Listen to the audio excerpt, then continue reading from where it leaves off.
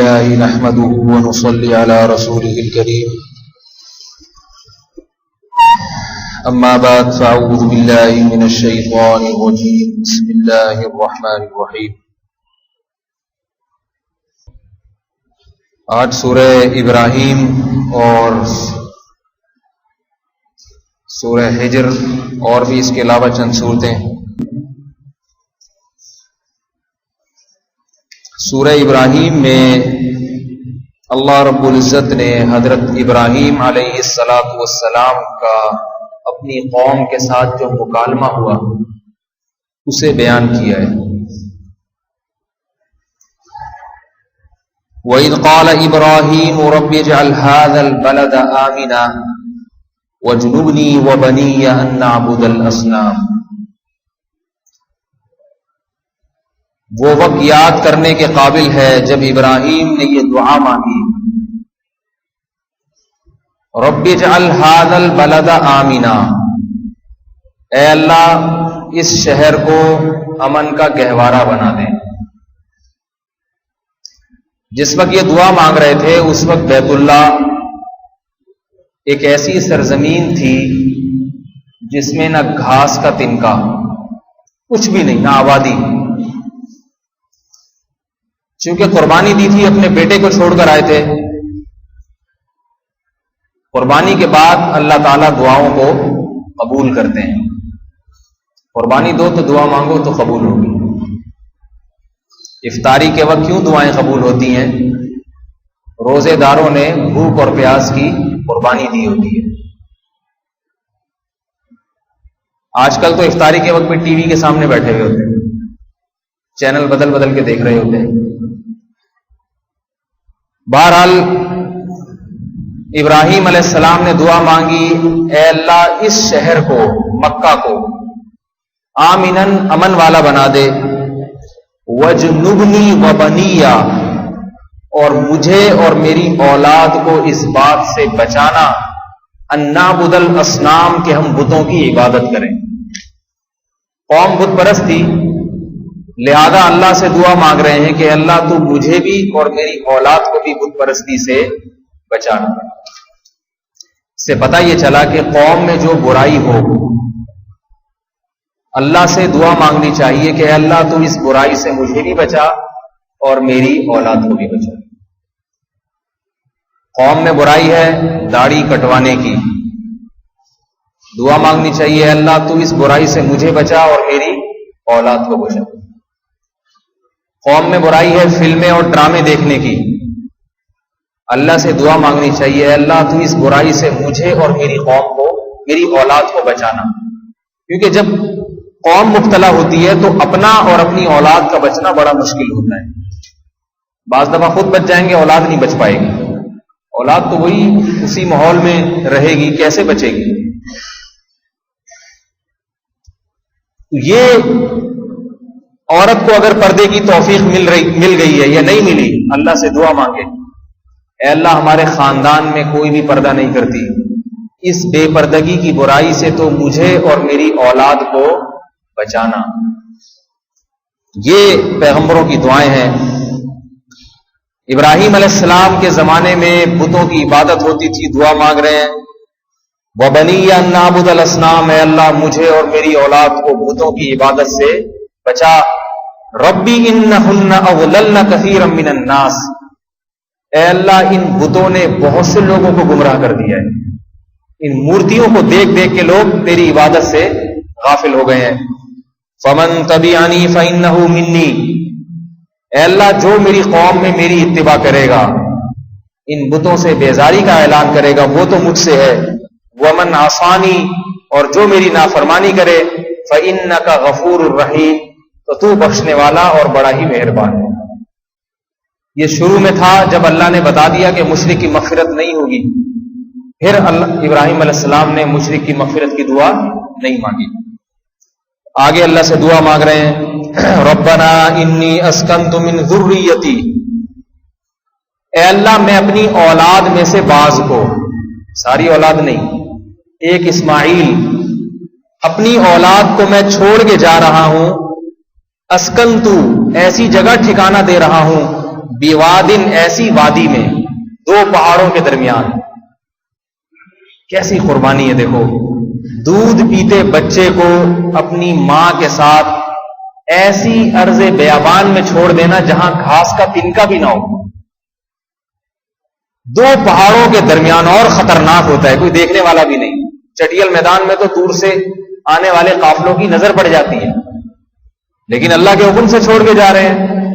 اس لیے اللہ سے دعا مانگ رہے ہیں، اے اللہ میں تیرے حکم پر اپنی اس ذریت کو، اپنی اس بیٹے کو اور اس بچے کی ماں کو بیوادن ایسی وادی میں چھوڑ کے جا رہا ہوں، غیر ذی زرع جس میں زراعت نہیں ہے، گھاس کا تنکا نہیں ہے، عند بیتک المحرم لیکن تیرا محترم گھر یہاں پر موجود ہے، تیرے گھر پہ چھوڑ کے جا رہا ہوں. ربنا لیقیموا الصلاۃ، اے اللہ مجھے تجھ سے امیدیں ہیں. کیا امیدیں ہیں؟ کہ اللہ اس اولاد کو ضائع نہیں کرے گا. اللہ اپنے گھر کے قریب جب کہہ رہے کہ یہاں چھوڑ کے چلے جاؤ، اے اللہ یہ کام اس لیے کر رہا ہوں اس امید پر، لیقیموا الصلاۃ تاکہ یہ یہاں نماز کو قائم کریں. دیکھو جب ابراہیم علیہ نماز قائم ایک آدمی سے تو ہوتی نہیں، اس کے لیے تو خلقت چاہیے. ابراہیم علیہ السلام جب یہ دعا مانگ رہے تھے کہ اللہ نماز قائم کریں، بتاؤ اللہ نے ابراہیم کی دعا کو قبول کیا یا نہیں کیا؟ اللہ نے گویا کہا کہ اے ابراہیم تو میری خاطر قربانی دے رہا ہے، یہاں ایسی نماز قائم کرواؤں گا، ایسی نماز. پوری دنیا میں اس طرح سے نمازیں قائم نہیں ہوتی جس طرح مکہ میں نمازیں قائم ہوتی ہیں مسجد حرام میں. آج بھی ابھی رمضان میں دیکھ لو، اتنا رش ہے بیت اللہ میں، اتنا رش ہے، شہد کی مکھیوں میں جیسے چھتے میں جیسے مکھیاں بھن بنا رہی ہوتی ہیں، اس طرح لوگ وہاں حرمین میں تراویح پڑھ رہے ہیں. آج بیت اللہ کے گرد گول دائرے میں لاکھوں کی تعداد میں لوگ ہوتے ہیں، تل دھرنے کی جگہ نہیں ہوتی. ہر سال ہر نماز میں یہ رش ہوتا ہے. حج کے دنوں میں اتنے سجدے پورے سال مسجد حرام میں ہوتے ہیں کہ پوری دنیا کے سجدوں کو ملا کے کاؤنٹ کیا جائے، گنا جائے ایک طرف، اور مسجد حرام میں بیت اللہ کے سامنے سجدے کی تعداد ایک طرف. یہ ابراہیم علیہ السلام کی دعا کی برکت. حالانکہ جس وقت اپنے بچے کو چھوڑ کے جا رہے تھے اس وقت کچھ بھی نہیں تھا وہاں، لیکن اللہ سے دعا مانگ رہے ہیں، اے اللہ اس بیٹے کی برکت سے تو اس جگہ کو آباد کر دے، اور آباد کر کے یہاں تجارت کا مرکز نہیں، گناہوں کا مرکز نہیں، اس جگہ کو عبادت کا مرکز بنانا. اور عبادت میں سب سے اہم ترین عبادت کو ذکر کیا نماز. اتنی نماز پڑھی جاتی ہے مسجد حرام میں، اتنی پڑھی جاتی ہے، اور بعض بدبخت ایسے وہاں جا کے بھی نہیں پڑھتے. بعض بدبخت ایسے یہاں سے جاتے ہیں، ان کو وہاں گورنمنٹ کی طرف سے نماز پڑھنے کی، بعض کو گورنمنٹ کی طرف سے اجازت نہیں ہے، بعض وہاں کے اماموں کے پیچھے پڑھتے ہی نہیں ہے، کہتے ہیں یہ کافر ہیں. تو اللہ نے ویسے ہی محروم کر دیے بیچاروں کو. تو ابراہیم علیہ السلام کی دعا سے محروم ہو گئے یہ لوگ. اگر یہ میرے بھائی اللہ کے لاڈلے ہوتے ہیں نا، اللہ کے حبیب کے لاڈلے، تو مسجد حرام میں کم از کم جماعت سے نماز پڑھتے وہاں جا. یہ اللہ کی طرف سے ایک عذاب ہے ان کے اوپر کہ وہاں کی امامت سے اور جماعت سے اللہ نے محروم کر دیا. رسول اللہ صلی اللہ علیہ وسلم نے فرمایا، جس نے مسجد حرام میں ایک نماز پڑھی اس کو 1,00,000 نمازوں کا ثواب ملے گا، اور جس نے مسجد نبوی میں ایک نماز پڑھی اسے 50,000 نمازوں کا ثواب ملے گا. تو دعا مانگ رہے ہیں، ربنا لیقیموا الصلاۃ، اے اللہ میں یہ کام اس لیے کر رہا ہوں تاکہ یہاں پر یہ نماز قائم کریں. اب نماز قائم کرنے کے لیے افراد ہونے چاہیے. فاجعل افئدۃ من الناس، عجیب دعا ہے. اے اللہ تو لوگوں کے دلوں کو ایسا بنا دے، تہوی الیہم، کہ اس طرف لڑکتے چلے آئے. وہ ہوا یہوی کا معنی ہوتا ہے پتھر پہاڑ سے جب لڑکتا ہے نا نیچے کی طرف، کوئی روک سکتا ہے اس کو؟ جتنا زور لگا لے وہ لڑک کے نیچے ہی گرے گا. لوگوں کے دلوں، پوری دنیا کے انسانوں کے دلوں کو ایسا کر دے جیسے پہاڑ سے پتھر لڑک کے زمین کی طرف آ رہا ہوتا ہے، لوگوں کے دل اس طرح اس سرزمین کی طرف آئے. جس وقت دعا مانگ رہے تھے اس وقت پوری دنیا میں ابراہیم علیہ السلام کی دعوت کو لبیک کہنے والا کوئی بھی نہیں تھا. لیکن اللہ نے کیسی دعا قبول کی ہے. حج کی پروازیں دیکھیں، وہ منظر بڑا زبردست ہوتا ہے جب حاجیوں کی پروازیں اڑتی ہیں، کس طرح سے 400 فلیٹیں ایک ایک ملک سے پوری دنیا سے جو ہے کجاوے کسے جاتے ہیں، پوری دنیا سے سفر کیے جاتے ہیں، ہر ملک سے پروازیں اڑ کے بیت اللہ کی طرف ہواؤں میں اٹھا کے لوگوں کو جو ہے نا بیت اللہ کی زیارت کے لیے پہنچا دیتے۔ یہ ابراہیم علیہ السلام کی دعا ہے۔ یہ دعا کیوں قبول ہو رہی ہے؟ اس لیے کہ قربانی دی تھی۔ یہ بار بار میں یہ بتانا چاہتا ہوں، آج کا مرد بھی قربانی دینے کے لیے تیار نہیں، اور آج کی عورتیں بھی قربانی دینے کے لیے تیار نہیں۔ کہتے ہیں دعائیں قبول نہیں ہوتی۔ کچھ اللہ کے لیے کرو گے تو اللہ بھی پھر کچھ کرے گا۔ اللہ کے لیے تو کچھ کیا ہی نہیں جاتی، ساری خواہشات اپنی پوری کی جا رہی ہیں، اور پھر دعاؤں میں کہاں جان پڑے گی؟ تو قربانی کے اثرات ہیں، اے اللہ فجعل افئدۃ من الناس تہوی الیہم، لوگوں کے دلوں کو ایسا بنا دے کہ اس کی طرف دوڑے چلے آئیں، اور ورزقہم من الثمرات، یہاں پر تو گھاس کا تنکا بھی نہیں ہے، لیکن تو اسے ان کو یہاں بسنے والے لوگوں کو من الثمرات، طرح طرح کے پھلوں کو بطور رزق تو ان کو عطا فرما۔ آج بیت اللہ میں دیکھ لو، وہاں اگتا کچھ بھی نہیں ہے کھجور کے علاوہ، کھجور بس، عرب کھجور کھاتے اور کچھ بھی نہیں، اگتا کچھ نہیں ہے، لیکن جو چیز دنیا میں کہیں نہیں ملے گی آپ کو مکہ اور مدینہ میں مل جائے گی، ان کی مارکیٹ میں بھری ہوئی۔ عام دسمبر کے مہینے میں سنے وہاں مل رہا ہوتا ہے جو یہاں نہیں مل رہا ہوتا۔ یہ ورزقہم من الثمرات، اے اللہ ان کو رزق دینا۔ ابراہیم علیہ السلام کی دعا کی برکت ہے، آج وہاں رزق کی بے پناہ فراوانی ہے۔ لعلہم یشکرون، یہ تمام چیزیں دینا لعلہم یشکرون، تاکہ یہ تیرا شکر ادا کریں۔ کاش یہ کام بھی ہو جاتا۔ رزق تو عربوں کو بہت مل رہا ہے، مگر عرب اللہ کا شکر ادا نہیں کر رہے۔ افسوس کی بات، کیوں نہیں کر رہے ادا؟ حالات سامنے، عیاشی پہ دولت خرچ کی جا رہی ہے۔ عربوں کا جتنا پیسہ ہے یہودیوں کے بینکوں میں رکھا ہوا ہے۔ اللہ نے تو نوازا بہت زیادہ ابراہیم علیہ السلام کی دعا کی برکت سے، مگر انہوں نے نہ کوئی طاقتور فوج بنائی مسلمانوں کے تحفظ کے لیے، نہ سعودی عرب میں کوئی سائنسدان، ڈاکٹر، انجینئر پیدا ہوتے ہیں مسلمانوں کی ترقی کے لیے۔ ایسے بیکار لوگ سعودی عرب میں اللہ معاف فرمائے پیدا ہو رہے ہیں۔ دنیا میں اتنا بیکار لوگ کہیں بھی، پاکستانی پھر بھی اچھے، وہاں کے نوجوان لوگ بتاتے ہیں صبح سے لے کے شام تک تاش کھیلتے رہتے ہیں اور کچھ بھی نہیں کرتے۔ نہ سائنس میں، کچھ علماء ہیں وہ مستثنا ہے، ان کی میں بات نہیں کر رہا، دیندار طبقہ وہ ایک الگ ہے، ہر جگہ اچھے تو ہوتے ہیں، لیکن عرب حکمرانوں نے اپنی قوم کو برباد کر دی۔ عرب حکمرانوں کا کام کیا ہے؟ ابھی آپ دیکھیں، امریکہ 100 سال بعد کی پالیسیاں بنا رہا ہے، برطانیہ 100 سال بعد کی پالیسیاں بنا رہا ہے دنیا پہ کیسے حکومت کرنی ہے، فرانس 100 سال بعد کی سوچ رہا ہے، چائنا تو پتہ نہیں کیا سوچ رہا ہے، چائنا کے بارے میں لوگ عجیب عجیب تبصرے کر رہے ہیں، پتہ نہیں اتنے بڑے بڑے ڈیم کیوں بنا رہا ہے۔ یہ ظاہر ہے کچھ 100 سال بعد کی سوچ رہا ہے۔ پوری دنیا کی تجارت پہ چائنا قبضہ کر رہا ہے کہ لوگ میرے محتاج بن جائیں، میں دنیا پہ حکومت کروں گا۔ لیکن عرب کیا کر رہے ہیں؟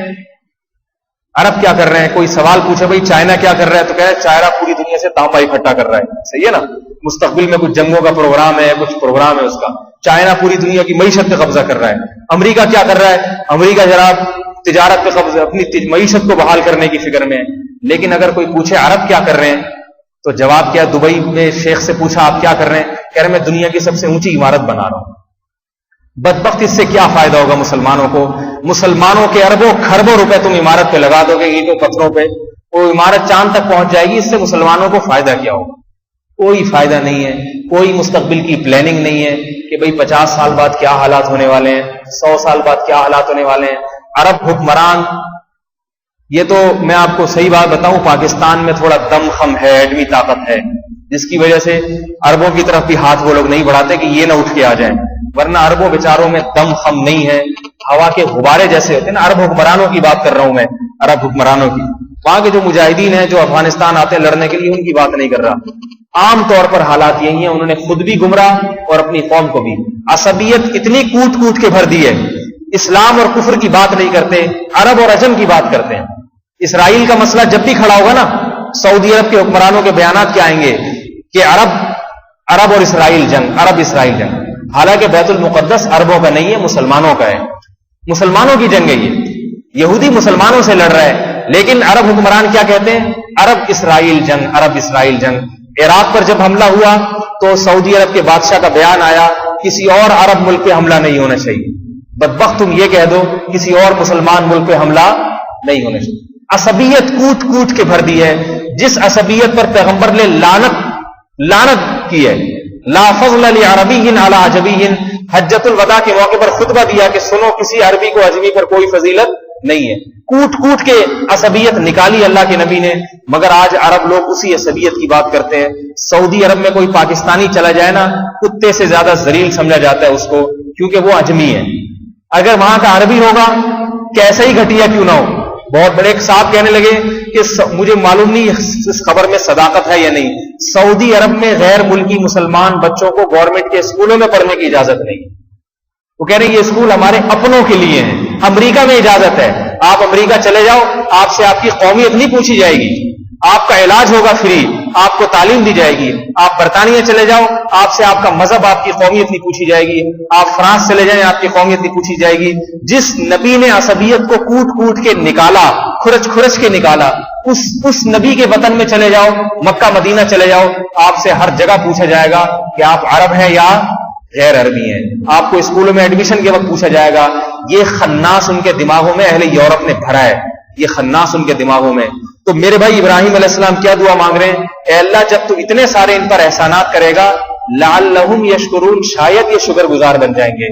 لیکن افسوس کی بات ہے وہ شکر گزار نہیں. مسلمانوں پر انہوں نے زمین تنگ کی ہے، جس کی وجہ سے آج وہاں کے حالات بھی خراب ہوتے چلے جا رہے ہیں. اللہ انہیں دوبارہ ہدایت عطا فرمائے، دوبارہ جو ہے نا سیدھے راستے پر آنے کی توفیق عطا فرمائے. آگے فرما رہے ہیں ربنا انک تعلم ما نخفی وما نعلن، اے اللہ تو ہماری دلوں کی باتوں کو بھی جانتا ہے اور ہمارے ظاہری باتوں کو بھی جانتا ہے.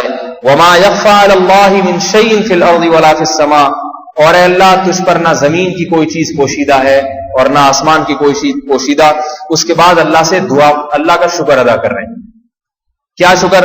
الحمدللہ الذی، تمام تعریفیں اس اللہ کے لیے ہیں، وہب لی، جس نے مجھے عطا کیا، ہبہ کیا، علل کبری، بڑھاپے میں، اسماعیل و اسحاق، مجھے بڑھاپے میں دو بیٹے دیے، اسماعیل اور اسحاق. اس سے پتہ چلتا ہے کہ اولاد کتنی بڑی نعمت، کتنی بڑی نعمت. ہمارے یہاں ہوتے دو بچے، دو ہو گئے، تیسرا نہیں ہونا چاہیے، یا اللہ یہ بڑا دو ہو گئے، اسی کو وہ برداشت کرنے پڑیں گے، ہو گئے اب کیا کریں. ابراہیم کیا کہہ رہے ہیں؟ اے اللہ تمام تعریفیں اس اللہ کے لیے جس نے مجھے بڑھاپے میں اولاد دی. اور کیسے اولاد دی بڑھاپے میں؟ فرشتے آئے تھے ابراہیم علیہ السلام کے پاس، اور یہ دی کیوں؟ بڑھاپے میں تو اولاد نہیں ہوتی، بیوی بھی بوڑھی ہو چکی تھی. کیوں دی؟ قربانیوں کے عوض میں. اتنی بڑی قربانیاں دی ہیں تو اللہ ابراہیم علیہ السلام کو لاولد کیسے رکھ سکتے تھے؟ کیسے کہ لاولد آپ دنیا سے جائیں آپ کی اولاد ہی نہ ہو؟ ایسا نہیں ہوتا. جب اتنی آزمائشیں ہیں تو اللہ لاولد نہیں رکھتے. اللہ نے بڑھاپے میں زکریا علیہ السلام کو جیسے اولاد دی، ابراہیم علیہ السلام کو بھی اولاد دی. فرشتے آئے تھے انسانوں کی شکل میں، ابراہیم علیہ السلام پہچانے نہیں. وہ فرشتے جا رہے تھے اصل میں لوط علیہ السلام کی قوم کو تباہ کرنے کے لیے. ابراہیم علیہ السلام نے بھنا ہوا بچڑا رکھ دیا. اچھا یہ عجیب بات آپ کو بتاؤں، قرآن میں جہاں بھی ان فرشتوں کا ذکر ہے نا، ابراہیم علیہ السلام کی اس عادت کا ذکر ہے کہ وہ ابھی آ کے بیٹھے ہی تھے مہمان کے، فوراً بھنا ہوا بچڑا. یہ کیوں بار بار ذکر؟ بھنے ہوئے بچڑے کا کیا فائدہ؟ یہ اصل میں ابراہیم علیہ السلام کی سخاوت بیان کرنا مقصد ہے. مہمان آ کے بیٹھا ہے، ابھی یہ پوچھ نہیں رہے کہ کھانا کھائیں گے نہیں کھائیں گے، بھنا ہوا بچڑا پہلے. یہ بڑے دل گردے کی بات ہوتی ہے. آج کل بھنی ہوئی مرغی نہیں کوئی لا کے رکھتا، صحیح ہے، فارمی مرغی. تو بھنا ہوا بچڑا لا کے ابراہیم علیہ السلام نے ان کے سامنے رکھا. فلما رأى أيديهم لا تصل إليه، لیکن دیکھا کہ ان کے ہاتھ تو اس کی طرف بڑھتے ہی نہیں ہیں. بھنا ہوا بچڑا تو کتنی مرغوب چیز ہوتی ہے، پیٹ کتنا ہی بھرا ہوا ہو، تھوڑا سا تو آدمی کھا ہی لیتا ہے نا، اس کو تھوڑا سا تو چکھ ہی لیتا ہے. خاص طور پہ میزبان نے اتنا تکلف کیا ہو، نہ بھی کیا ہو تو ہم تو ویسے ہی بیٹھ دیتے ہیں، پورا بیٹھ کے مفت میں مل رہا ہے، پیٹ بھرا ہوا ہے، کارمی نہ کھا لیں گے. لیکن ابراہیم علیہ السلام کیا دیکھ رہے ہیں؟ لا تصل الیہم، کہ ہاتھ بڑھتے ہی نہیں، کیونکہ فرشتوں کے لیے وہ پتھر تھا. پتھر، وہ فرشتے تھے جو انسانی شکل میں آئے تھے. اس سے پتا چلا کہ انبیاء عالم الغیب نہیں ہوتے. نمبر 2، دوسری بات یہ پتا چلی، فرشتہ جب انسانی شکل میں آتا ہے تو صرف شکل انسانوں والی ہوتی ہے، اس کے خاصیتیں تبدیل نہیں ہوتی. لہذا اس کو نہ بھوک لگتی ہے، نہ اس کو شادی کی حاجت ہوتی ہے، نہ اس کو بھنے ہوئے بچڑے کی طرف کوئی رغبت ہوتی. بعض لوگ کہتے ہیں محمد صلی اللہ علیہ وسلم تھے فرشتے مگر انسان کی شکل میں آئے تھے. اگر انسان کی شکل میں آپ آئے ہوتے، اصل فرشتے ہوتے، تو آپ کو روٹی پانی کی حاجت نہ ہوتی. آپ تو کھاتے تھے، بھوک لگتی، روزے رکھتے تھے بھوک برداشت کر کے، پھر افطاری کرتے تھے. افطاری کے بعد آپ دعا پڑھتے، ذهب الظما وبطلت العروق، پیاس چلی گئی، رگیں تر ہو گئی، وثبت الاجر انشاءاللہ تعالی، اور اجر انشاءاللہ ہمارے اعمال میں ثابت ہوگی. تو رگیں تر ہوتی تھی، خوش ہوتے تھے، تبھی تو یہ دعا پڑھتے تھے. تو فرشتے تھے ان کے لیے وہ پتھر، اب وہ ہاتھ ہی نہیں بڑھا رہے. ابراہیم علیہ السلام گھبرا گئے، ڈر گئے. علماء نے لکھا ہے ڈرنے کی وجہ یہ تھی کہ اس زمانے میں جو کسی کے گھر کا کھا لیتا تھا اس سے دشمنی نہیں کرتا تھا کہ بھئی ہم نے تو اس گھر کی روٹی کھائی بھی، اس سے کیسے لڑیں. لہذا جو دشمن ہوتا تھا وہ پہلے سے اہتمام کرتا تھا کہ اس گھر کا کھانا نہیں ہے. سمجھ میں آ رہی ہے نا بات؟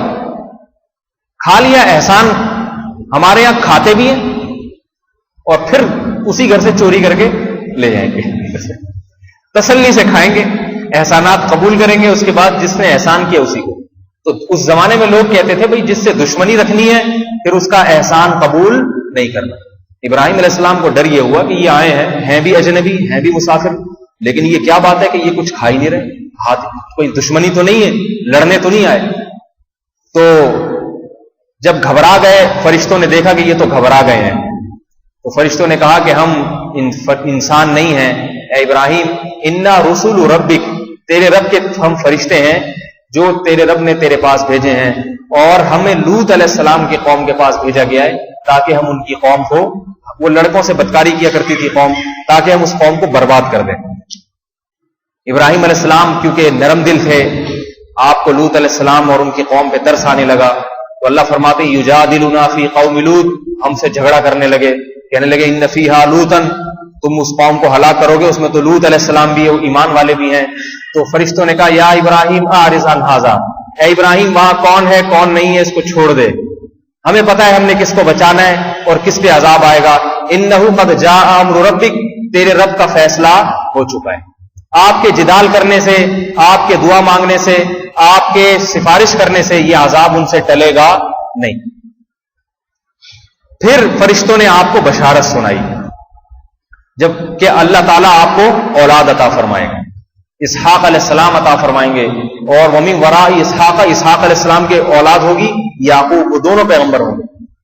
تو جب آپ نے بشارت سنائی تو ابراہیم علیہ السلام کی زوجہ بوڑھیا تھی، وہ دروازے کے پیچھے، بوڑھی عورتیں ہوتی ہیں نا، کوئی نیا مہمان آئے کھڑی ہو کے دیکھ رہی تھی کون آیا بھائی، ایسا تو نہیں کوئی دشمن ہو، تو وہ دروازے کے پیچھے کھڑے ہو کے دیکھ رہی تھی یہ باتیں کیا کر رہے ہیں. تو جیسے ہی انہوں نے کہا نا کہ ہم آپ کو اولاد کی بشارت دینے آئے ہیں، تو قرآن کہتا ہے سقط وجہہا، ابراہیم علیہ السلام کی بوڑھی زوجہ نے سقط وجہا، ایسے اپنے ماتھے پہ یوں مارا، جیسے بوڑھی عورتیں مارتے ہیں نا ایسے، اور کہیں یا ویلتا، ہائے بدبختی، ہائے کم بختی، الیدو، میرے بچہ ہوگا، وانا عجوز، میں بڈھی ہو گئی، وہذا بالی شیخا، اور یہ میرا شوہر بوڑھا، یہ بھی بڈھا میں بھی بڈھی، الیدو، میرے کیسے ہو، اور تعجب سے آ کے نا ایسے ماتھے پہ یوں مارا تمہارا ناس ہو. فرشتوں نے کیا کہا جواب میں؟ رحمت اللہ وبرکاتہ علیکم اہل البیت، اے اہل بیت، اے گھر والوں، اللہ کی تم پر کتنی رحمتیں اور کتنی برکتیں ہیں. تمہارے خاندان میں اللہ نے نبوت کو جاری کیا ہے، تو کیا اللہ اولاد تمہیں نہیں دے سکتے؟ دیکھو اس سے پتہ چل رہا ہے اولاد کتنی بڑی نعمت ہے، کتنی بڑی نعمت، کتنی بڑی نعمت ہے اولاد. تو ابراہیم علیہ السلام کو بشارت ملی کہ آپ کے اولاد، پھر اللہ نے اولاد عطا فرمائی. یہاں ابراہیم علیہ السلام اللہ کا شکر ادا کر رہے ہیں. الحمدللہ الذی، تمام تعریفیں اس اللہ کے لیے ہیں، وہب علی، جس نے مجھے عطا کیا، علی الکبری، اس بڑھاپے میں، اسماعیل و اسحاق، اسماعیل عطا کیے اور اسحاق عطا کیے. ان ربی لسمیع الدعاء، واقعی میرا رب دعاؤں کا سننے والا ہے. اس سے پتہ چلتا ہے ابراہیم علیہ السلام نے اللہ سے اولاد مانگی بھی تھی. میرا رب دعاؤں کا سننے والا ہے، لہذا اب اللہ سے دعائیں مانگ رہے ہیں. وہ دعا کیا مانگ رہے ہیں؟ رب اجعلنی مقیم الصلاۃ، اے اللہ تو نے جب مجھ پر اتنے انعامات کیے ہیں تو تو مجھے بھی شکر کی توفیق عطا فرما. وہ توفیق کیسے؟ رب اجعلنی، اے اللہ مجھے بنا دے، مقیم الصلاۃ، نماز کا قائم کرنے والا. کتنی بڑی اہمیت ہے نماز کی. دیکھو شکر کا سب سے پہلا درجہ کیا ہے؟ انسان پکا نمازی بن جائے. اے اللہ مجھے نماز کا قائم کرنے والا بنا، ومن ذریتی اور میری اولاد کو بھی، ربنا وتقبل دعا، اے میرے رب میری اس دعا کو قبول کر لے، ربنا اغفر لی، اے اللہ میری بھی مغفرت کر دے، ولوالدی اور میرے والدین کی بھی مغفرت کر دے۔ اس وقت آپ اپنے باپ کے لیے بھی دعا مانگتے تھے، بعد میں قرآن نے پابندی لگا دی کہ آپ کے والد چونکہ مشرک ہیں لہذا ان کے لیے دعا مانگنے کی اجازت نہیں۔ ربنا اغفر لی، اے اللہ میری بھی مغفرت کر دے، ولوالدی میرے والدین کی بھی، وللمؤمنین اور جو لوگ بھی میرے ساتھ ایمان لائے ہیں سب کی، یوم یقوم الحساب جس دن حساب و کتاب قائم ہوگا اس دن ہم سب کی مغفرت کر دینا۔ تو یہ ابراہیم علیہ السلام کی بہت اہم دعا ہے جس کو اس صورت میں ذکر کیا ہے۔ اس کے بعد اللہ تعالیٰ نے نافرمانوں کے حالات ذکر کیے ہیں کہ لا تحسبن اللہ غافلا عما یعمل الظالمون، اللہ فرماتے ہیں جو نافرمان لوگ جو کچھ گناہ کر رہے ہیں، اے قرآن کو پڑھنے والے سننے والے تو اللہ کو ان لوگوں سے غافل نہ سمجھنا۔ فلمیں دیکھی جا رہی ہیں، بد نظری ہو رہی ہے، زنا ہو رہا ہے، شرک ہو رہا ہے، مزار پرستی ہو رہی ہے، معلوم نہیں کیا کہ ماں باپ کی نافرمانی۔ اللہ فرماتے ہیں لا تحسبن اللہ، ہرگز اللہ کو غافل نہ سمجھو، اللہ کو غافل، اللہ سب دیکھ رہا ہے، سب کو نوٹ کر رہا ہے کون کیا کر رہا ہے۔ سوال پیدا ہوتا ہے عذاب کیوں نہیں آتا؟ فرمایا انما یؤخرہم، اللہ ان کو مہلت دے رہا ہے، لیوم اس دن کے لیے تشخص فیہ الابصار جس دن آنکھیں چڑھی کی چڑھی رہ جائیں گی خوف کی وجہ سے۔ قیامت کے دن کے لیے اللہ ان کو مہلت دے رہا ہے، اس لیے چھوڑا ہوا ہے ان کو۔ مہطعین مقنعی رؤوسہم لا یرتد الیہم طرفہم وافئدتہم ہوا، دل جو ہے صبر سے خالی ہو چکے ہوں گے، گردنیں جھکی ہوئی ہوں گی خوف کی وجہ سے۔ انذر الناس، اے محمد آپ لوگوں کو ڈرا دیں، یوم یاتیہم العذاب جس دن اللہ کا عذاب آئے گا، فیقول الذین ظلموا تو یہ ظالم اس وقت کہیں گے ربنا اخرنا الی اجل قریب، اے اللہ ہمیں دوبارہ دنیا میں بھیج دے تھوڑے دنوں کے لیے، نجیب دعوتک ہم تیری دعوت پہ لبیک کہیں گے، ونتبع الرسل اور تیرے پیغمبروں کی اتباع کریں گے، تیرے پیغمبروں کی بات مان کے چلیں گے۔ اللہ جواب میں فرمائیں گے اولم تکونوا اقسمتم من قبل ما لکم من زوال، فرمایا دنیا میں تو تم قسمیں کھایا کرتے تھے کہ تم پہ زوال نہیں آئے گا۔ بعض قسمیں کھاتے ہیں، بعض زبان سے نہیں کھاتے مگر سمجھتے یہی ہیں کہ ہم جن مزوں میں ہیں ہمیشہ رہیں گے ان مزوں میں۔ جو جناب زنا کر رہے ہیں نا وہ سمجھتے ہیں ہمیشہ مزے اڑاتا رہوں گا میں، جو شراب پی رہا ہے وہ سمجھتا ہے ہمیشہ ایسے مزے رہیں گے، جو ماں باپ کا نافرمان ہے وہ سمجھتا کرتا رہوں گا کوئی پوچھنے والا نہیں ہے، جو سود کھا رہا ہے حرام کما رہا ہے وہ سمجھتا کماتا رہوں گا۔ اللہ فرماتے ہیں آج تمہیں کیا ہو گیا، آج تم کیوں کہہ رہے ہو اللہ مہلت دے دے دنیا میں جانے کی؟ تم تو دنیا میں کہا کرتے تھے ما لکم من زوال، کوئی زوال نہیں ہے، دنیا ہمیں کبھی بھی بے وفائی نہیں کرے گی ہمارے ساتھ۔ وسکنتم فی مساکن الذین ظلموا انفسہم، فرمایا تمہارے سامنے ایسی بستیوں کے واقعات بھی آئے جنہوں نے اللہ کی نافرمانی کی اور اللہ نے ان کو تباہ و برباد کیا۔ ہم نے قرآن میں کھول کھول کے ایسے واقعات بیان کیے، اور بہت سی بستیاں ایسی ہیں جن سے تم صبح و شام گزرتے ہو، ان کے کھنڈرات کو دیکھتے ہو۔ وَضَرَبْنَا لَكُمُ الْأَمْثَالَ، اور ہم نے تمہارے لیے بہت ساری مثالیں قرآن میں بیان کی، مگر ان مثالوں میں سے کسی مثال سے تمہیں عبرت حاصل نہیں ہوئی۔ اب کس بنیاد پہ تم یہ کرتے ہو؟ آگے ارشاد فرمایا فَلَا تَحْسَبَنَّ اللَّهَ مُخْلِفَ وَعْدِهِ رُسُلَهُ، فرمایا اللہ نے جو پیغمبروں سے وعدہ کیا ہے اللہ ہرگز اس وعدے کی خلاف ورزی نہیں کرے گا۔ یوم تبدل الارض غیر الارض والسماوات وبرزوا للہ الواحد القہار، جس دن زمین کو بدل دیا جائے گا اور تمام کے تمام انسان اللہ جو غالب ہے اس کے سامنے ظاہر ہو جائیں گے۔ وترى المجرمین یومئذ مقرنین فی الاصفاد، اور اے مخاطب تو دیکھے گا کہ جو مجرم لوگ ہیں زنجیروں میں جکڑے ہوئے ہوں گے۔ سرابیلہم من قطران، ان کے جسم پہ ایسے کرتے ہوں گے جس سے ان کے پورے جسم میں خارش ہوگی، تکلیف ہوگی۔ وَتَغْشَى وُجُوهَهُمُ النَّارُ، اور فرمایا جہنم کی آگ ان کے چہروں کو جلائے گی۔ قرآن میں اور مقامات پر بھی ہے کہ جہنم کی آگ جو ہے چہروں کو، چہرہ انسان کا سب سے عزت والی چیز ہوتی ہے، چونکہ اللہ کی نافرمانی کی، اللہ فرماتے ہیں اس عزت والی چیز کو سب سے پہلے میں جلاؤں گا۔ اور ایک اور مقام پر آتا ہے کہ یکفون عن وجوہہم النار، اپنے چہروں سے آگ کو ہٹائیں گے نافرمان، آگ کو ہٹائیں گے اپنے چہروں سے ہٹائیں گے کہ جسم جلے چہرہ نہ جلے، لیکن اللہ فرماتے ہیں آگ ان کے چہروں کو جلائے گی۔ کیوں؟ لیجزی اللہ کل نفس ما کسبت، فرمایا تاکہ دنیا میں تو تم نے برائیاں کی ہیں خدا کی نافرمانیاں کی ہیں، اللہ تمہیں ان نافرمانیوں کا بدلہ دے، اس بدلے کی وجہ سے یہ آگ میں جلایا جائے گا۔ ان اللہ سریع الحساب، اور اگر تمہیں خیال ہو کہ پتہ نہیں کب جلایا جائے گا، ابھی تو موت میں بڑا وقت ہے، قیامت میں بڑا وقت ہے، اللہ فرماتے ہیں تمہاری بھول ہے، ان اللہ سریع الحساب، اللہ بہت جلد حساب لینے والا ہے۔ جب تمہاری موت آئے گی تم سمجھو کہ دنیا میں 1 دن 2 دن رہوں میں، اس سے زیادہ رہا ہی نہیں، بہت جلد حساب و کتاب آنے والا ہے، یہ بہت جلدی گزر جائے گی۔ قرآن میں آتا ہے دوسرے مقام پہ کہ آخرت میں نافرمان لوگ ایک دوسرے سے بات کریں گے کہ بتاؤ ہم دنیا میں کتنا رہے، بعض کہیں گے کہ ہم 10 دن رہے، بعض کہیں گے کہ ہم 1 دن رہے، اور بعض کہیں گے بھائی دنوں کا تو پتہ نہیں ہے، لیکن ان لبثتم الا قلیلا، بہت ہی تھوڑا رہے، 1 دن بھی نہیں رہے۔ آخرت کے مقابلے میں یہ زندگی جو 40-50 سال کی زندگی ہے، 1 دن آدھا دن کے برابر ان کو محسوس ہوگی۔ تو بھائی بدقسمتی کی بات ہے، اس تھوڑی سی زندگی میں انسان شرابوں میں اور جناب زنا میں اور موبائلوں پہ گپے مارنے میں اور جناب نمازوں کو ضائع کرنے میں، اپنی مرضی کی زندگی گزارنے میں وقت گزار لے، اور آخرت کی ہمیشہ ہمیشہ کی نعمتوں سے محروم ہو جائے۔ اور خوش قسمتی کی بات ہے تھوڑے دن صبر کر لے، تھوڑے دن۔ دیکھو انسان آزاد نہیں ہے، سمجھ آ رہی ہے؟ آخری بات بس، آزاد نہیں ہے۔ اگر ہم آزاد پیدا ہوئے ہیں نا تو میں کہتا ہوں جتنی پریشانیوں میں اپنے آپ کو ڈالا ہوا ہے اس میں بھی ڈالنے کی کیا ضرورت ہے؟ انگریز بن جاؤ۔ انگریز کہتے ہیں 4 دن کی زندگی انجوائے کرو، بس کرتے نہیں کرتے، ان کو سمجھ میں نہیں آتا کل انجوائے ہم کس طرح سے کریں۔ ہر طرح سے انہوں نے انجوائے کر کے دیکھ لیا، شرابیں پی لی، زنا کر لیا، ہر دنیا کی برائی والا کام وہ کر کے دیکھ چکے ہیں، لیکن دل بھرتا نہیں ہے گناہ سے انسان۔ تو ہم ان جیسے آزاد تو ہو نہیں سکتے۔ وہ کہتے ہیں کھانے پینے میں یہ کیا جانور حلال ذبح، خون نکالو پھر کھال اتارو، یہ کیا ٹینشن ہے؟ ایک صاحب ابھی چائنا کے تاجر ہیں، چائنا بہت آنا جانا ہوتا ہے، میں ان سے ویسے ہی پوچھا کھانے پینے سے متعلق، کہتے ہیں میں چائنا گیا ابھی کچھ دن پہلے، میری ایک دعوت تھی تو ہوٹل میں نا میز پہ بکرا روسٹ گردن سمیت لا کے رکھ دیا۔ کہہ رہے میں بڑا خوش کہ واہ بھائی بکرا روسٹ گردن سمیت، سبحان اللہ۔ کہہ رہے مجھے دم سے تھوڑا شبہ ہوا، یہ دم کس قسم کی ہے بکرے کی؟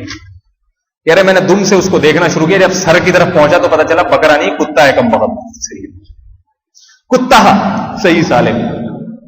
وہ بڑے بڑے ہوٹلوں میں جہاں باربیکیو ہوتے ہیں نا ہمارے یہاں، جیسے یہاں دل پسند چلے گئے تھوڑا سا بہاری بوٹی کھا لیے، کتا چائنیز کھا رہے ہیں، ترقی یافتہ قوم۔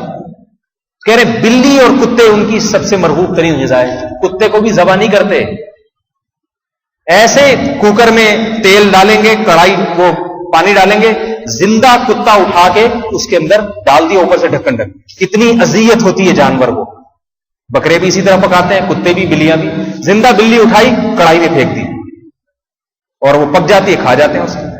تو میرے بھائی ہم یا تو ہم جانور بن جائیں، ظاہر انسان ایسا آزاد نہیں ہے، وہ تو جانوروں والی زندگی ہے، یا پھر ہم پورے انسان بن جائیں۔ پورے انسان پیغمبر ہوتے ہیں، ان کی نگاہوں میں حیا ہوتی ہے، ان کے لباس پاکیزہ، ان کے جسم پاکیزہ، رب کے سامنے سجدہ کرنے والے، حلال چیزیں کھا۔ اللہ نے نعمتوں پر پابندی نہیں لگائی ہے، اللہ نے یہ نہیں کہا نہیں کھاؤ، اللہ نے کہا کھاؤ، مگر چونکہ انسان ہو لہذا پاکیزہ چیزیں کھاؤ، روحانی پاکیزگی بھی ہو، ظاہری پاکیزگی۔ ظاہری پاکیزگی کیا؟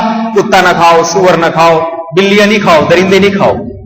گائے ہے، 4 جانور ہیں، دمبا، گائے، یہ جو حلال جانور ہیں ان کا گوشت پاک ہوتا ہے، ان کو ذبح کر کے خون نکال کے، گندا خون نکل جائے، ذبح اللہ کا نام لے کے ذبح کرو، خون نکل جائے، گوشت صاف ستھرا ہو جائے گا، کھاؤ۔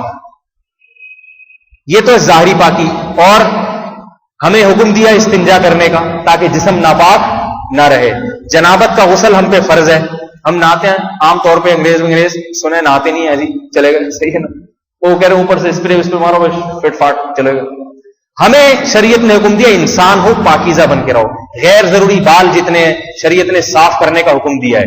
کیوں حکم دیا ہے؟ انسان ہو، بغلے میں بال اتنے بڑھائے ہوئے ہیں لوگوں نے، بہت سے کبھی قمیض اتار دیتے ہیں، کوئی نوجوان آدمی حیران ہوتے کیا ہے بھائی تو کیسے چل رہا ہے یار، کتنا پسینہ بغلوں میں آتا ہوگا، مجھے تو بولتے ہوئے گھن آ رہی ہے۔ شریعت میں ہے ایسا نہیں ہے، نماز قبول نہیں ہوتی، ناخن بڑے ہوئے نماز قبول نہیں ہوتی۔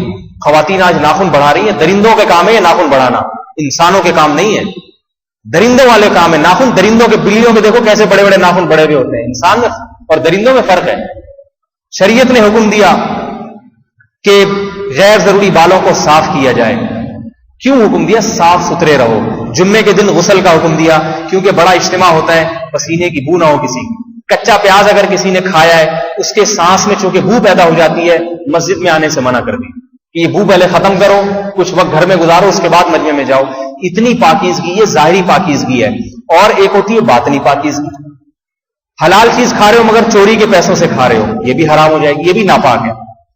حلال رزق کے حلال کماؤ. آپ نے کسی کے بٹوے سے پیسے نکال لیے, اب آپ بے شک اس سے بکرا خرید کے 100 دفعہ اللہ اکبر پڑھ کے ذبح کر کے کھا رہے ہیں, لیکن شریعت کیا کہتی ہے؟ یہ حلال, یہ ناپاک ہے. اب کوئی کبھی کہاں سے ناپاک ہو گیا؟ یہ تو 10 دفعہ دھویا ہے میں نے, تو کیا کہیں گے؟ اس میں روحانی ناپاکی ہے. یہ کسی کی جیب مار کے آپ نے خریدا ہے. انسان کا ضمیر اس کو بھی برداشت نہیں کرتا. اگر پاکیزگی ہو طبیعت میں, برداشت نہیں کرے گا. کیسے کسی کا مال کھا لو؟ اپنے ہاتھوں سے کمایا ہو وہ کھا سکتا ہوں میں. تو شریعت نام ہی پاکیزگی کا, طہارت کا ہے. انسان ہے نا, تو پاک صاف انسان رہو. اپنی شہوتوں کو پورا کرنے کے لیے جانور نہیں ہے کہ جس عورت پہ چاہے دل آ جائے اس سے دوستی لگا لی. نہ نہ نہ, یہ جانور کرتے ہیں. بکروں کو چھوڑ دو نا بکریوں کے ریوڑ میں, وہ یہ نہیں دیکھتا ہے کہ میری منگیتر کون ہے, منوپوہا کون ہے. بکروں کو چھوڑ دو, مرغوں کو چھوڑ دو, بس جانوروں کی طرح. آج مرد بھی ایسا ہی ہو گیا ہے, جو گلی میں عورت گزرے گی دیکھے گا اچھی ہے, خوبصورت ہے, دیکھتا چلا جائے گا اسے. تو جانور, بکروں کے کام ہے بھائی, یہ جانوروں کے کام ہے. انسان جوڑے بنا کے رہتا ہے, جوڑے بنا کے. پاکیزہ زندگی ہے نا انسان. وہ جب بالغ ہوتا ہے, جوان ہوتا ہے, عورت جب جوان ہوتی ہے, مرد جب جوان ہوتا ہے, تو وہ نکاح کرتا ہے. نکاح ایسے ہی نہیں جانوروں کی طرح جہاں جس سے چاہو دل بہلا لو. نہ بھائی, آپ نکاح کریں. شریعت ترغیب دے رہی ہے. فرمایا کہ ہم نے جتنے پیغمبر بھیجے ہیں سب کی بیویاں, سب کی اولادیں بنائی ہیں, سب کی اولاد.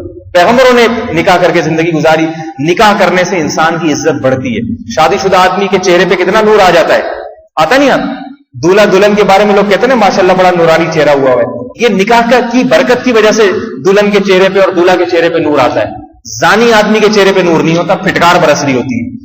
پھٹکار, شکل سے پتہ چل جائے گا سانڈ آ رہا ہے کم بخت, لیکن زانی آ رہا ہے.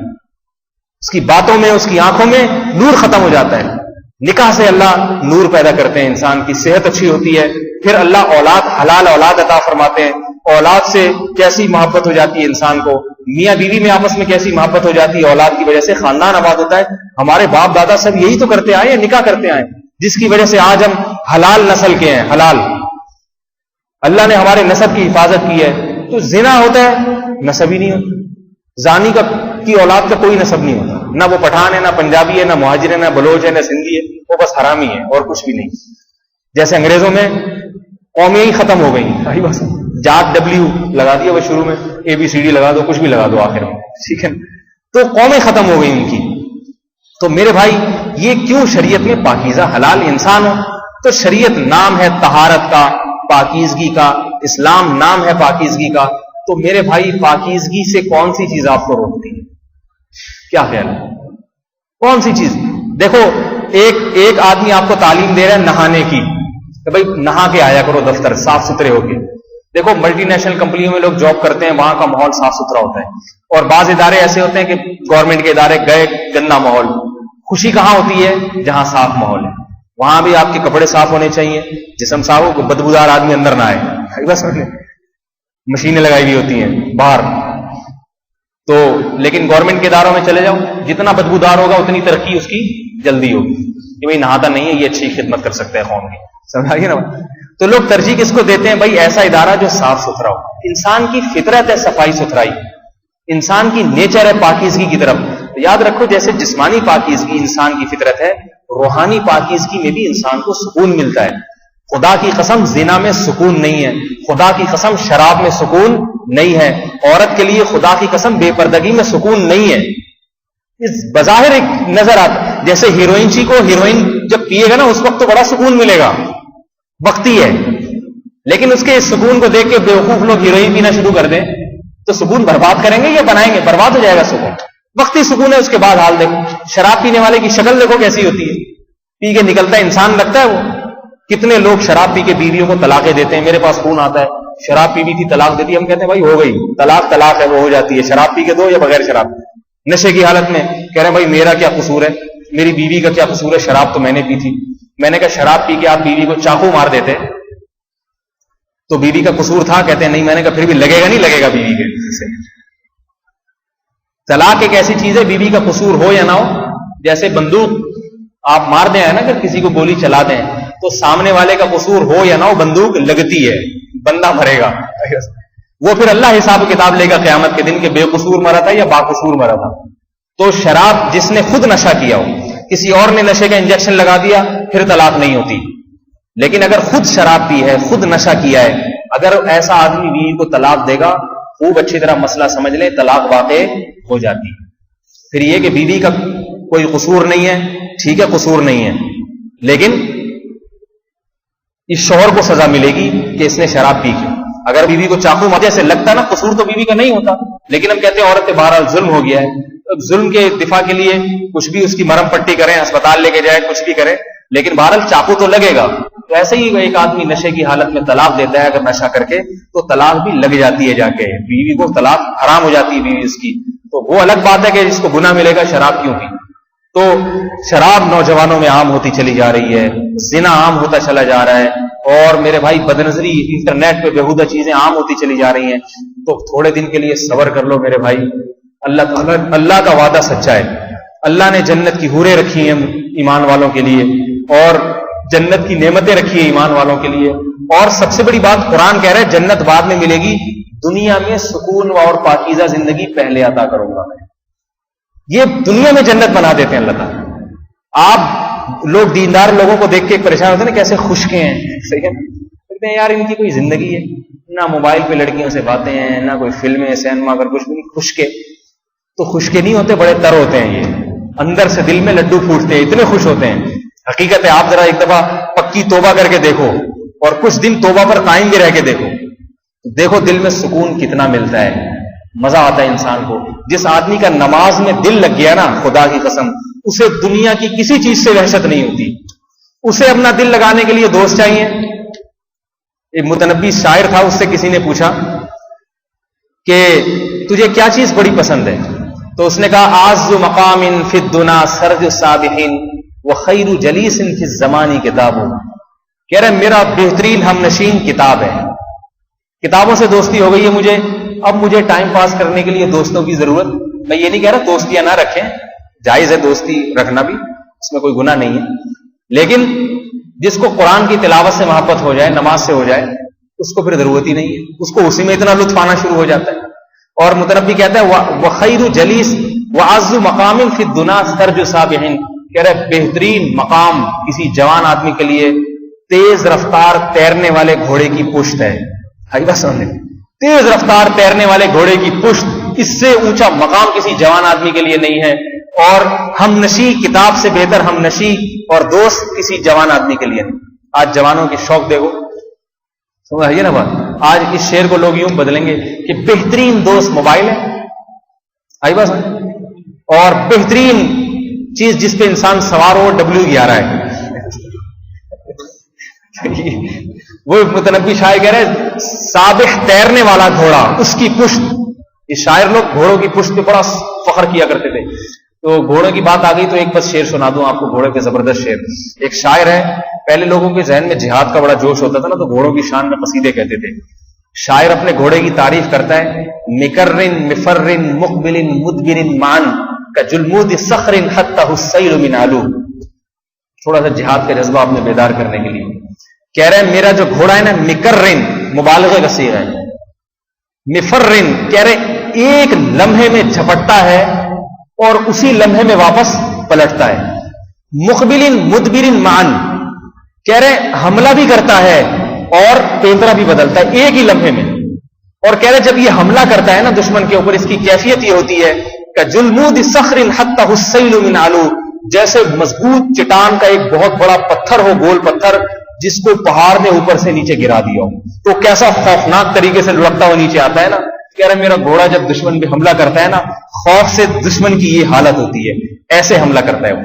تھوڑا سا ایک آدھ اور جہاد کے شعر سن لیں، تھوڑا سا جوش آ گیا. متنبی جو ہے نا بڑا زبردست شاعر ہے. یہ جہاد کرتے کرتے، پہلے لوگ شاعر لوگ بھی جہاد میں فخر کیا کرتے تھے، آج کل فراز آ گئے ہیں، ہر چیز فراز پہ لگا دی ہے، وہ عجیب عجیب سے اشعار. صحیح ہے نا. وہ شاعر کہتا ہے کہہ رہے کہ ہم لوگ عراق کی طرف ہم نے سفر کیا، بیابان جنگل طے کیے، اپنی اونٹنی کی بڑی تعریفیں کر رہے ہیں. کہہ رہے علا کل ماشیۃ خیزلا فدا کل ماشیۃ حیزبا. کہتے ہیں نوجوان تو عورتوں پہ مرتے ہیں، عورتوں پہ لڑکیوں پہ مرتے ہیں. کہہ رہے یہ جتنی لڑکیاں ہیں جتنی عورتیں میری اونٹنی پہ قربان. جس اونٹنی نے مجھے ہزاروں کلومیٹر کے فاصلے طے کرائے، بیابان جنگلوں کو اکیلا اس نے طے کیا ہے. اپنی اونٹنی کی تعریف کر رہا ہے. کہہ رہا ہے کہ میں اس اونٹنی پہ بیٹھ کے ارض حجاز سے میں نے عراق کا سفر کیا، اتنے لمبے لمبے بیابان جنگلوں کو میں نے طے کیا، اور طے کرتے کرتے میں تھک گیا تو میں نے اپنی اونٹنی سے پوچھا فقلنا لها اين ارض العراق فقالت ونحن بتربانها. میں نے اونٹنی سے پوچھا بتا عراق کی سرزمین کتنی دور ہے؟ اونٹنی کہنے لگی بس ہمارے قدم اس کی تربان کو، اس کی مٹی کو چھو رہے ہیں بس. تو کہہ رہے ہمیں لشکر کے ساتھ ہم جا رہے تھے، جہاد کر رہے تھے اور لڑائیاں ہوئی راستوں میں، بہادری کے جوہر دکھائے. کہہ رہے پھر ہم نے ایک جگہ رات کو جب پڑاؤ ڈالا تو ہم نے اپنے نیزوں کو رات کو زمین پہ گاڑ دیا.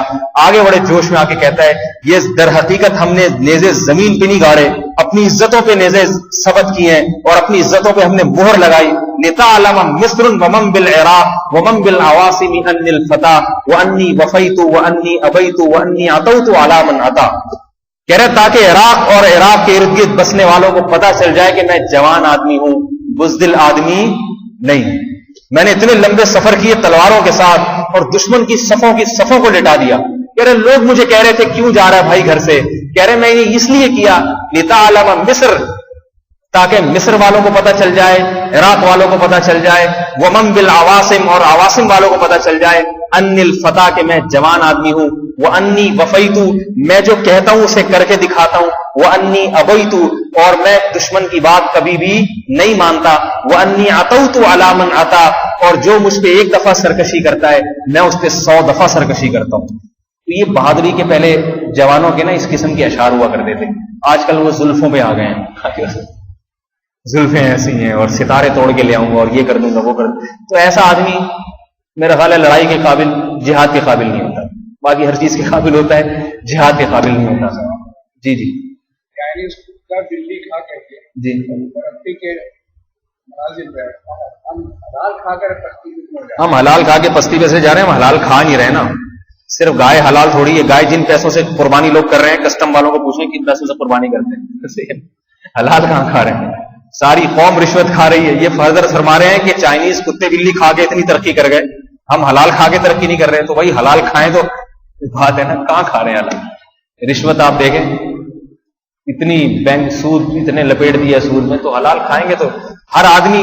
سب سے بڑی بات یہ دفتروں میں ٹائم دیتے نہیں ہیں، تنخواہیں پوری لے رہے ہیں. تو حلال تھوڑی ہو گیا. ٹائم لیٹ پہنچ رہے ہیں، حاضریاں پہلے کی لگ رہی ہیں اور تنخواہیں گھر بیٹھے پوری آ رہی ہیں. اس کو تو حلال نہیں کہتے میرے بھائی. بہرحال یہ بیان کہیں سے کہیں نکل گیا. تو اللہ نے ابراہیم علیہ السلام کی دعاؤں کی یہ برکت ہے جس کی وجہ سے آج بیت اللہ آباد ہے. تو سبق کیا ملتا ہے کہ دیکھو جو بھی اللہ کے لیے قربانی دیتا ہے اللہ اس کی دعاؤں میں جان ڈال دیتا ہے. آج خواتین شرعی پردہ کرے، لوگوں کی ملامت کی پرواہ نہ کرے، تو دیکھو خدا آپ کی دعائیں کیسی قبول کرے گا. خدا دعائیں کیسی قبول کرے. آج نوجوان شراب سے، زنا سے اپنے آپ کو بچا کے رکھے، نمازوں کی پابندی کرے، دیکھو اللہ دعاؤں میں جان ڈال دیں گے انشاءاللہ. دنیا میں پاکیزہ زندگی عطا فرمائیں گے. اللہ تعالیٰ سمجھنے کی، عمل کرنے کی توفیق عطا فرمائے. وما علینا الا البلاغ.